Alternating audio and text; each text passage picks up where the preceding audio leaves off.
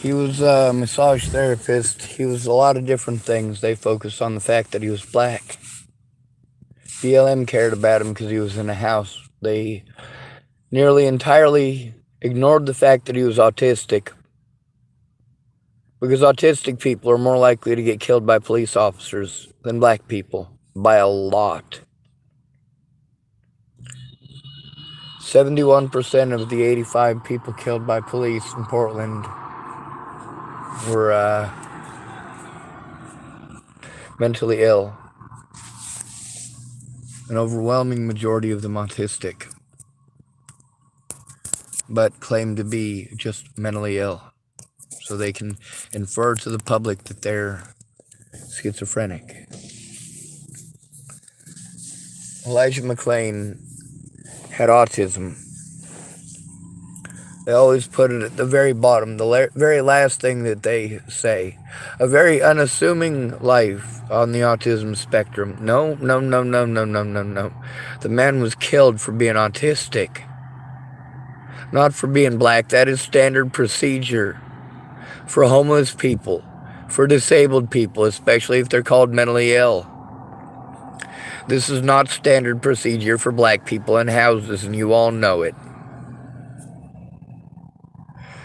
The fact that there are racists that exist, I'm not going to pretend that that's not a fact. They do, in fact, exist. Record everything, because not doing so gets us killed.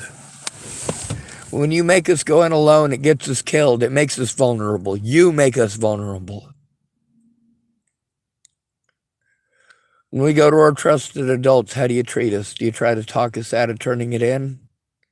Of course you do. You're pieces of shit who do only care about you.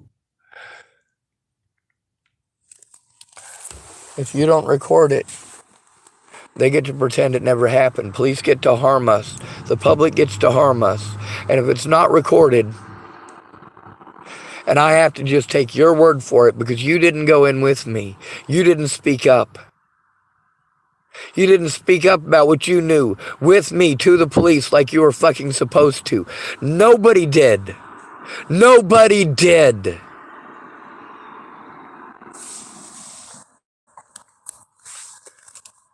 There was a lot of people who pretended that they would, but I had to force the issue by literally calling the police, having them meet me somewhere public.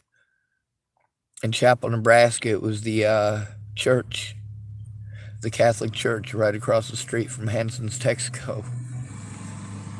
And then I'd call Meg as soon as they were there, or while they were on their way. She always wanted to get off the phone real quick. That's all she wanted to do is get off the phone.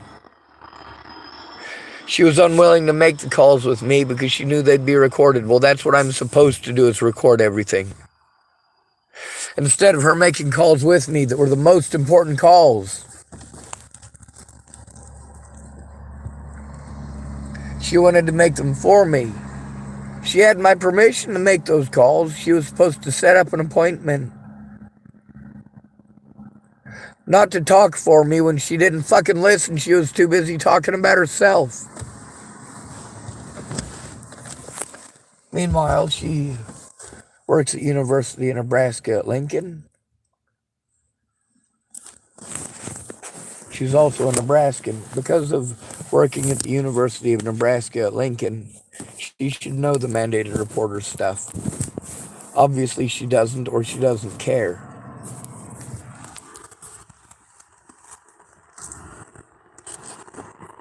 Step 1, listen. Step 2, don't interrupt. Step 3, the safety of the victim and the evidence is always the goal.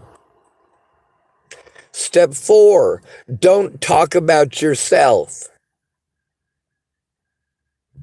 It makes the victim feel unimportant. It shows that they're not important, that no matter what they're going through, it doesn't matter to you. Step 5, do not make them go in alone. They're a vulnerable adult. That's not just vulnerable from the public, that is vulnerable from the police and from these services, who feel that it's their right to ignore the laws outright. All of these mandated reporters, rather than doing their jobs to assist an at-risk adult who is a victim of long-term abuse, rather than doing that, all of these places chose to commit Medicare and Medicaid fraud. Do not make them go in alone. Step 6, record everything. I have recorded everything now, haven't I? Record everything. Not doing so will get them killed.